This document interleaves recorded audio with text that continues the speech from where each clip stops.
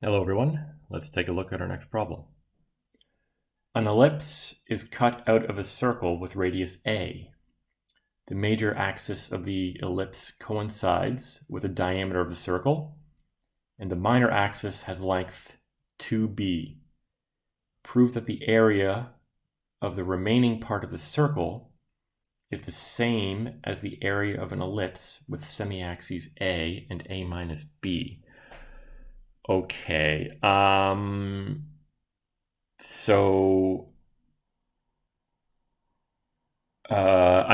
draw a picture, certainly. Figure out what's going on here. That's a terrible circle. That's good enough for what I need here. Okay, I'm gonna label the center of my circle here. We're told that the circle has a radius of a.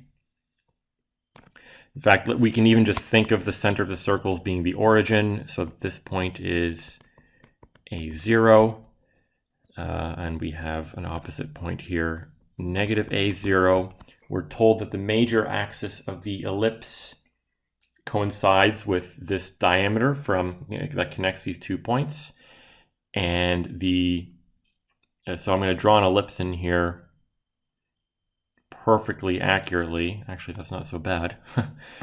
And we're told that the minor axis here has a length of 2b, so that this makes this point negative b0 and this point b0.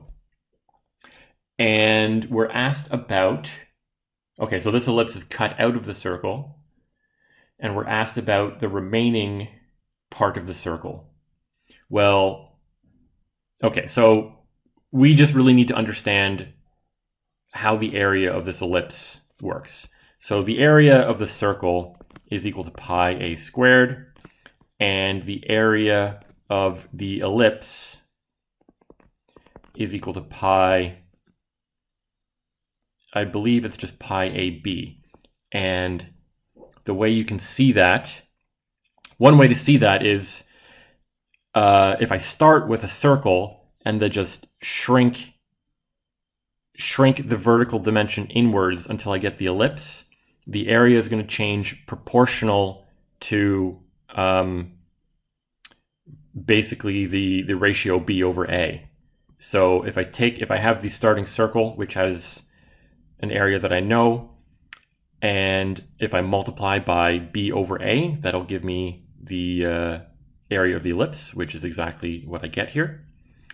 And so the area remaining, I'll call this a sub r, is the difference between these, pi a squared minus pi ab, which is pi a times a minus b.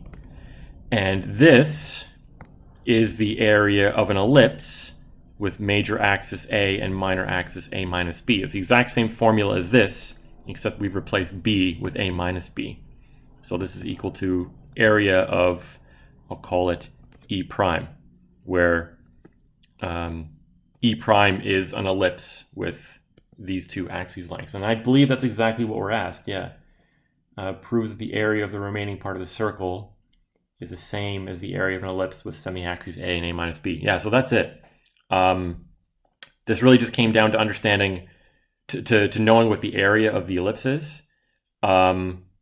And if you know the formula for the area of a circle, and you just think of the ellipse as being a scaled down version of the circle, but it's only scaled down in one dimension rather than both, then the area is going to scale down proportionally to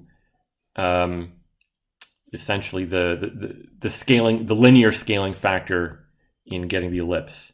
It's kind of similar to how if I have a circle of one radius, if I scale down the circle in both dimensions equally, then I end up with another circle, and the area changes proportionally to the square of the scaling factor. But for an ellipse, it's going to change proportionally to the first power of that scaling factor. Yeah. So overall, pretty straightforward problem once you understand exactly what you're being asked to do, and once you know that formula.